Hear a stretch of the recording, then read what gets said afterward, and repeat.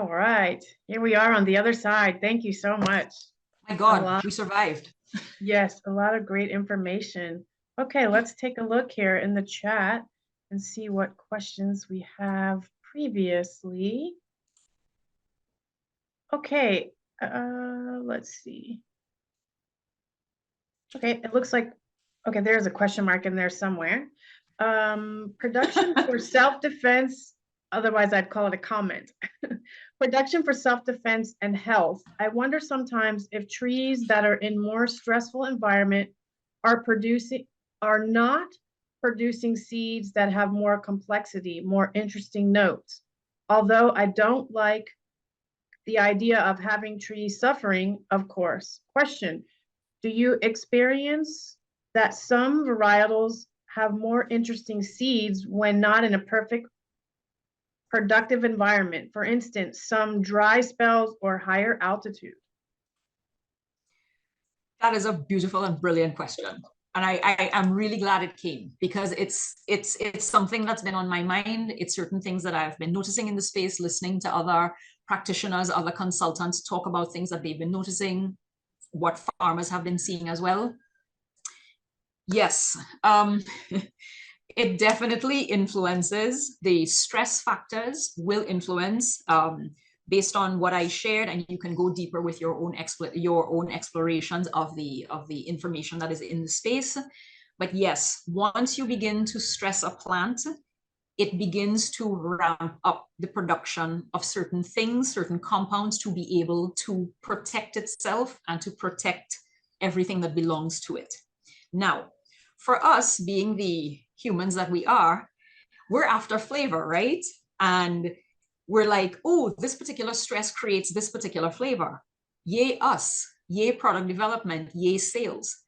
I am very plant centric and I'm all for, is this also helping the plant? Is this level of stress? It may be giving us amazing flavors, but ultimately, is it helping the plant to be more productive? Is it allowing the plant to have a longer life in which it can produce more? I think there needs to be a balance. But granted, in some cases where we have cacao growing, we we don't really have a choice where it's growing, okay? But we certainly do have a choice in how we manage the systems. And yes, if you're getting, amazing, unique flavors coming off of a stressed plant, um, it's there to be explored. But I just want you to keep in mind that we're dealing with a living system. We're dealing with a living being there will be unintended consequences of stressing the plant just to get what we want. Okay, there are very, very real unintended consequences. And when those consequences rear their heads, we say, but we didn't know. And then we begin to say, well, woe is me. And, and we cry about a lot of things, but it means we would not have taken the time to really understand the system and the plant and what it needs. Okay. Okay, wonderful. Thank you. Okay, Steve would like to know, what bricks do you want to see before fermentation? Can you repeat that? What bricks, BRIX, do you want to see before fermentation? Oh, let me flip that. Let me tell you which bricks I don't want to see. Because we can have a range. I've seen bricks range from, let's say, well, what I've worked with from 15 all the way to 23, okay? And that has its own implications. But ideally, for fermentations to be successful based on my experiences, you're free to share what yours have been. I prefer to not have bricks go below 13%. I really, really prefer to have bricks not below 13. I've had very squirrely ferments, all other things taken into consideration. Yes. But remember, sugars are not the only, and sugar levels are not the only part of this equation. So we may be assuming that it didn't work well because the bricks wasn't high enough.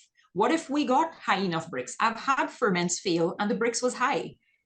Where does that leave us? What else needed to be considered?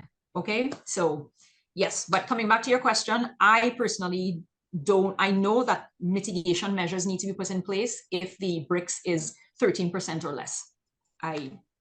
We need to do the necessary once I see that.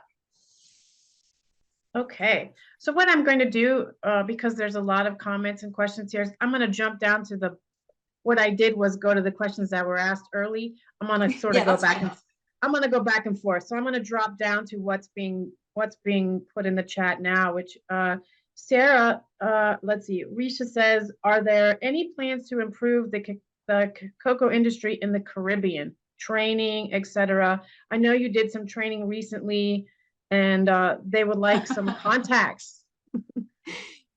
Yes, and I know of which island she speaks. Okay. Yes, listen, there are so many amazing people doing training work in the space. Okay. But yes, I can definitely point you in the direction of a few of the more established entities that do quite a lot of training. You're free to reach out to me as well. It depends on what your needs are, how immediate, and the scale. Okay. Where I'm not able to fulfill it, I will certainly be able to recommend very, very competent people for you. Very good. Okay, another question. Is there models used for predicting rate of fermentation as a function of temperature? Are there models? That's what it says. Let's see, Yeah, just maybe, sorry, I'm having to scroll back up. Is there models used for predicting rate of fermentation as a function of temperature? I'm sure there are. I'm going to say that. I'm sure there are. And models, all well and good. But I will say this, based on my practical experiences, the modeling can be useful. The only thing is that you can have temperature profiles that don't exactly tell you really what is going on in that space. We use temperature as a guide to what may be happening in the space. And yes, we're quite familiar with a certain profile being achieved when it's a well-run ferment. And it generally tends to suggest who is active when and for how long, okay? But at the end of the day, it is just one tiny window into what is really happening in there. It's a very powerful tool, but it's not the only one. So yes, I'm sure the models abound, and I can likely point you in the direction of a few. I'm sure if you go onto Google Scholar, you may be able to find some references with respect to that, because there will be folks who will be really down into the weeds about stuff like that, far more competent than I, definitely interested in going down that rabbit hole. But for me, I'm very much in the practical space, and I need to work with what is in front of me right away, because in many cases, farmers don't have the time, the resources, etc., to be having all of this data collection and then the modeling and then to understand, because you may have, coming off of a particular model, you have a window into that particular fermentation. There may be certain dynamics that exist in the next one that you did not cater for, that then gives you something completely different. Maybe not. Okay, so I prefer to work in the space and fine tune the senses of the human system to work with the fermentation system. It's a very, very powerful way to have the skills built into the farmers, improve their own existing skills so that they're not held to ransom by any dysfunctional tools that we may bring into the space. I'm not anti-technology, but I'm anti-giving up our ability to do many, many things for ourselves and then use the tools to help us. Yeah. Okay, so Risha would like to know, should we test our cocoa beans to find out which components are in our beans? And where in the Caribbean does this? What And was the first part? should we test our cocoa beans to find out which compounds are in our beans? Um, I mean, you could, if it's of particular academic interest to you, right? They're your beans, so you're free to go down the rabbit hole and learn as much as you can. I'm just not sure. What do you think it's going to tell you? What would be the value of it to you? That's the first question you need to ask. Is it going to help you run a better process? Or is it you really just want to understand the landscape of your beans? Because they're all perfectly valid reasons, right? It's just you will have to weigh the cost benefits of such an investigation, but we can talk about it offline. Okay, do you find the color or amount of Anthrocyanins. I'm sorry, I don't know the word. Anthocyanins. No, Yes, anthocyanins, that's fine. anthocyanins influences the time needed for fermentation, or similar in intensity of color beans ferment best together. Wait, can you read the last part again? I got distracted by the color. Or similar intensity of color beans ferment best together. Aha, okay, so this is where it gets very interesting. Okay, we can use color as a guide to how long we may need to ferment, okay? But color alone does not tell you how well that ferment is going to run, because there are so many other things determining how those components are broken down, how they're dismantled and liberated in the space, okay? But I will say this, yes, I use color and color intensity to help guide me from the outset that we may need to have a much longer run ferment than, let's say, for example, white or pale beans, generally based on the scientific understandings and then the practical understandings, tied to what you want to get out of those beans in terms of what you want to open up and express in those beans. You generally will ferment white beans a whole lot less, well, a lot less time than you would your dark purple beans, because there are some beans, for example, like I've seen in some of the islands, the beans are so dark purple they look almost black, okay? And they are incredibly hostile, astringent, and bitter. You would not ferment that for a short period of time compared to the white cousins, okay? Let's say. The unfortunate thing, or the fortunate thing for us in the region, is that we tend to have varietals that give us all of those colors in one pod. How do you manage that fermentation? We don't see the seeds, we don't see the color of the seeds when we take them out of the pod and we put them into the fermentation mass. But this is where understanding what your varietals are capable of in terms of color, genetic segregation, all of that is really important for the producers to know, so that when it ends up in the box, we have an idea, okay, we now need to favor the fermentation we need the fermentation to facilitate the breakdown of those astringent and bitter compounds. Now, we can go into the weeds about when flavor is actually optimized, and it usually happens based on the research across varietals. We've seen that 3 to 4 days max across the board. But for varietals that are heavily pigmented, you can't stop at 4 or 5 days, because the astringency and bitterness are going to be hell in a spoon, okay? You have max flavor development, but then the chocolate just ends miserably, okay? So you have to lengthen the fermentation process to be able to bring that astringency and bitterness down.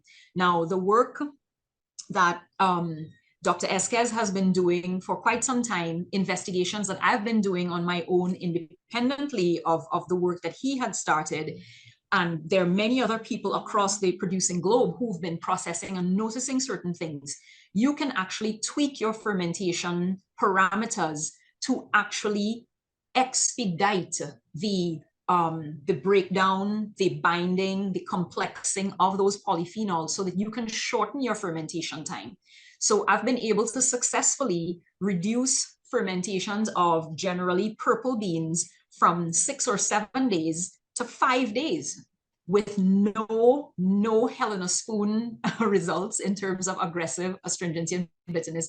The flavor profiles have been beautiful. So it means, folks, with the understanding of what we're working with and how to work with it, we actually have a lot of room to, if I use the microscope reference, to have the coarse dial and then the fine tuning of what we're working with in those seeds, even if we think we don't have a lot of control and we don't see everything all at once, okay? Okay, another question. What causes the smell of umami, and in parentheses, they have broth or stock during fermentation?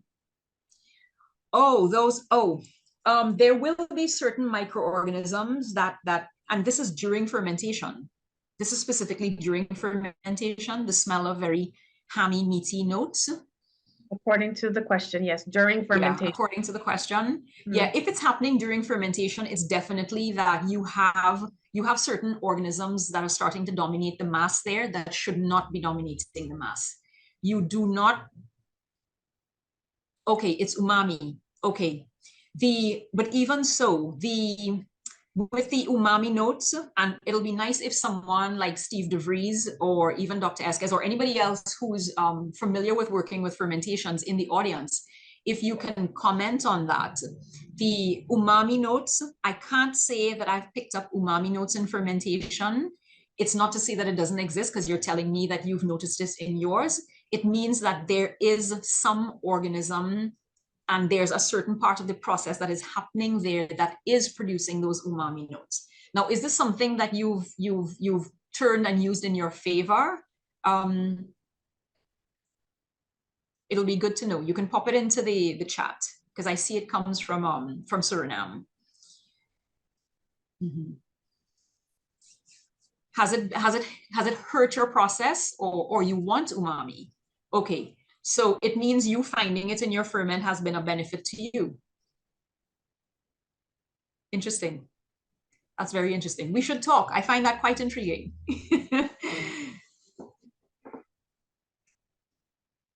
Okay, what are the key parameters for the fermentation besides temperature? Okay, so I'll tell you what I do, what I look at, what I train farmers to look at. It's always a combination of things. I do not believe in having one parameter looked at, because if that parameter fails you, you may or may not make a very informed decision and end up with good end products, okay? So for me, temperature is used as a guide, okay? Temperature is definitely used as a guide. I very, very heavily rely on smells and the evolution of smells, the evolution and the intensity of smells across the fermentation profile, okay? I also look at the color changes, textural changes with your pulp, but I also look at changes on the inside of the bean, okay? So we do the fermented bean, the cut test, so that we look and we see, okay, are we recognizing that there's considerable breakdown inside the bean? Are we getting the ridge formation? Are we getting a lot of oozing of liquid from inside the bean, okay? Are we getting sufficient bean swelling? Because that has important implications for your drying process. And then the knock-on consequence is when you come to roasting, that shell separation from the cotyledon is crucial for chocolate makers. You don't want to roast and have the shell stuck to the bean, and then winnowing, you end up with a lot of nib going out in your trash. That's of no interest to anybody. It's very costly, okay? So apart from those, so smell, temperature, texture, internal changes, I also use the color of the exudate, the oozing liquid from the beans. That has been a huge, huge tool in understanding where we're at in the fermentation space, to be able to end the ferment at what I consider a sweet spot for the particular varietals fermentation batch that I'm working with, depending on what we want to get out of it, okay? Another strong point that I want to, let me give a little detail with the smells. Yes, we know we're transitioning from fresh, fruity, and all that good stuff to alcoholic, to like a winey alcohol, fruity alcohol, to your acetic acid. But I will tell you this, and it'll be interesting to know what other people have noticed with their own fermentation systems.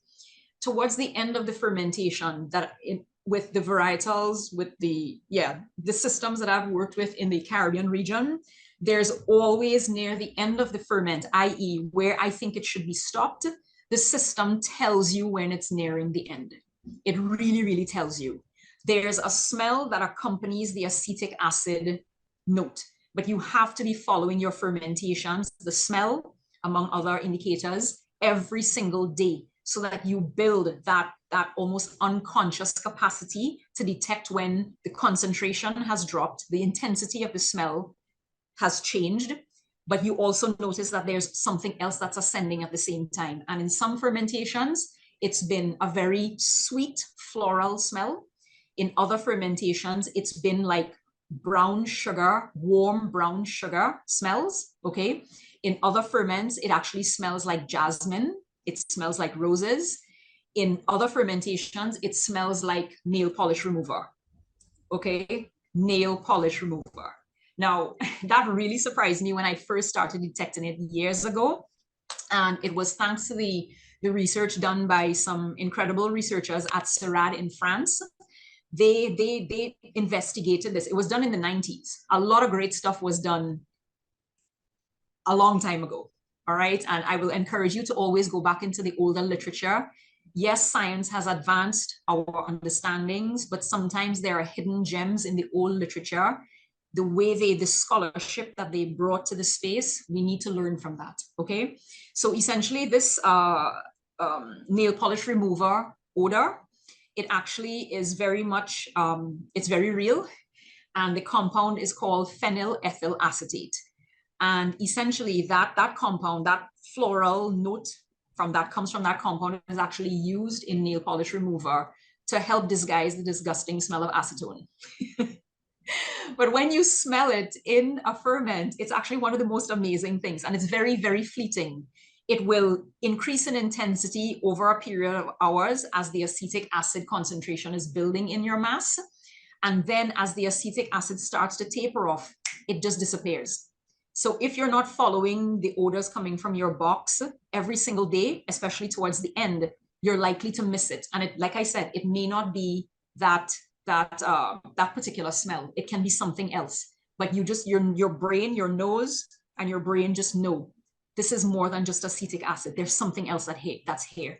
And that is when you really begin to develop a level of personal involvement with your fermentations, that you're like a fine-tuned machine. You know when your ferment is ready. And then, of course, you verify this by making a sample of whether it's you can do a flash roast with your beans. If you're able to do an actual oven roast, even better. But you want to roast the material, a sample from each of your ferments once possible, to begin to understand what is this smell? What was all of this evolution leading to? What does it actually taste like? Do I like it? What did I do? Oh, I really like it. What did I do? And this is where record keeping becomes very important in your processing. Keep records so that you're not likely to say at the end, oh my God, I don't know what I did. Rats. And this was such an amazing profile, but I don't know what I did. If you don't measure, if you don't evaluate, you can't recognize where you need to change or where you've changed and it made a huge difference that you love, that you're able to replicate going forward. Okay, we have a question about, okay, fermented beans, but lacking swelling. What could be the reason? Oh, oh, right. So there are likely several entry points for this, but I'm going to speak to two that I'm more familiar with, okay? If we don't have, okay, let me start it this way. Moisture levels in your pulp are really important. Really, really important, not just for the reactions and the microorganisms that have to do the work to encourage certain reactions in your pulp. Remember, we have diffusion during that first phase. We have diffusion and entry of products from your pulp into your bean, okay? We also have water that is a part of that cotyledon. If you go back to the list, the ingredients that make up your cotyledon, we see that water is there. It's very much a part of the cellular components, okay? So when you have the breakdown, once that bean dies and border control goes down, all hell breaks loose, liquid is liberated, okay? If you don't have sufficient liquid entering and then from the internal structures of your seed being liberated, you can't have that oozing, which ends up in the space between the shell, the underside of the shell, and the outside of the cotyledon. Once that liquid gets into that space and your seed has not been damaged, which is why we say try not to cut the seeds, because you want to have that bean, you want to have that seed remain sealed during this process, okay? Once that liquid gets between that space, it has nowhere to go. It's like a balloon. So it expands the shell and it separates the shell from the cotyledon, okay? And that swelling is super, super important. When it comes to drying now, our aim is to not have the seed, the shell collapse on the cotyledon and undo all of the hard work that led to that bean swelling, because then you have the shell now sticking to the cotyledon. It creates problems with drying, okay, because you can have a crusting effect both on the outside of the shell and then the inside of the shell, which makes it harder for the water and the acid to escape. So you end up kicking the bucket down the road and having a whole lot more problems if you don't allow that bean swelling. But you're not allowing the bean swelling. You're facilitating the process so that the bean swelling can happen. And the bean swelling is happening because of the microorganism activity. Okay, thank you. It is now after 12, so we do try to be honoring of everyone's time. So if we've missed your question, maybe Sarah would be so kind, I will send her the questions and maybe you can either record a short video answering the questions or do it in writing, whichever way is the easiest for you. Because I have a feeling if the questions are not an easy answer. Yeah. So welcome to fermentation. Welcome to working with cacao. Yes, indeed. Everybody here knows the spiel, so this is no surprise. And maybe it'll turn into it. Maybe we'll have you back again and we can get to more of the questions and have more of a conversation. But thank you so much. You're most welcome. Thank you. Yes. I always try to take some life, parallels out of, and, what you said about the soil, that's it, that parallels our food system, and it all starts with the soil, and in our bodies we have to feed the microbiome, and that starts with what's in the soil that goes into our food, that goes into our mouth. And I mean, there are parallels. I learned so much about life from cacao. So yeah, thank you for that. And then the only other thing I will say is the next time one of my friends asks me, what do you mean you paid $15 for a chocolate bar? I'm going to tie them to a chair and make them watch this webinar. That's it. And then take them on an origin trip or send them on an origin trip to work with a farmer, to have them really understand hands-on, because you really cannot appreciate it until you get your hands dirty and you're immersed. Immersion is the only way to go, but until then, where folks can, deep dive with the knowledge that is being shared, coming from so many different experts. And when I say experts, I'm not talking about the credentialed only, okay? We have many, many farmers across the producing world who are just brilliant. They're just brilliant. They know, they understand. Tap into your local knowledge. Do not disregard it. Bring credit there first. And then we can look at what's on the outside. Yes. Okay, so in the last few moments, I would love to invite Mrs. Balu, and I see Dr. Balu is here if he'd like to come in. Any last comments or questions? If not, what I would say is in a short way. Oh, sorry, Mrs. Balu, I hear you. Or Mr. Balu, somebody. Thoroughly enjoy. Oh, that's Dr. Balu. You're breaking up, Dr. Balu. Yeah, because we are getting late.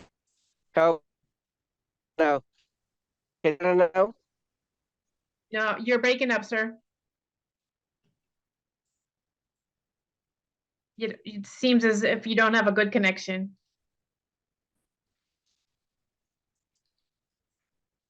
I hate to do it, but maybe I'll ask him to put his question in the chat. No, I think we will do it later. Okay, very good. Oh, there you are. No, can you hear me now? Yes, sir. I mean, I thoroughly enjoyed the talk. One of the fascinating talks I have enjoyed recently. I have a lot of questions. We'll talk offline. I just only comment I had was your backdrop was beautiful. You look like an angel with your backdrop. You like my butterfly? Well, thank Costa Rica. Pura vida. Okay. Yep. Nice seeing you again. We will catch up. Yes, and hopefully I'll see you at Northwest. We can definitely chat more about cacao and science at Northwest Chocolate Festival if you're there this year. Bye-bye. All right, Mrs. Balu, you want to come in and any question or comment?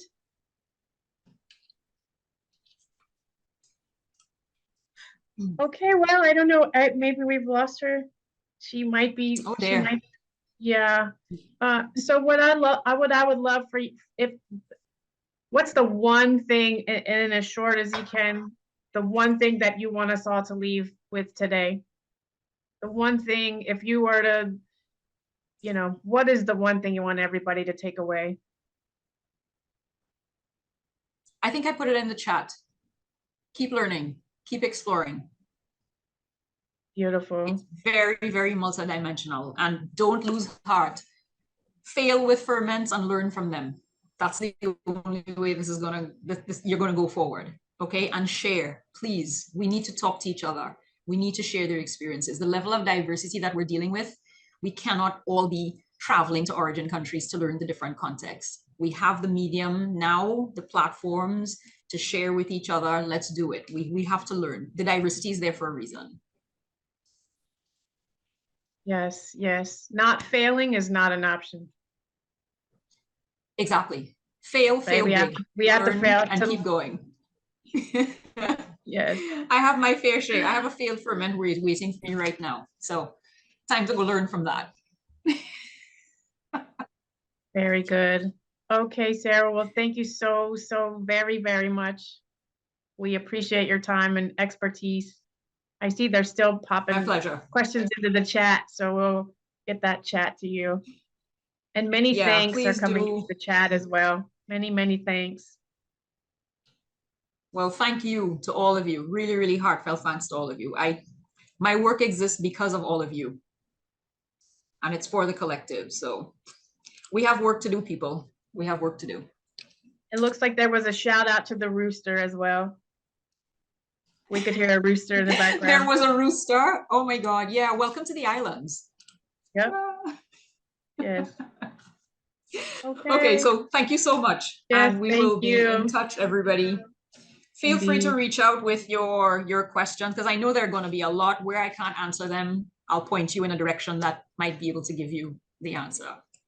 Okay. Wonderful. Very, very honored, and thank you very much. Likewise. All Take right. care. Bye. Bye.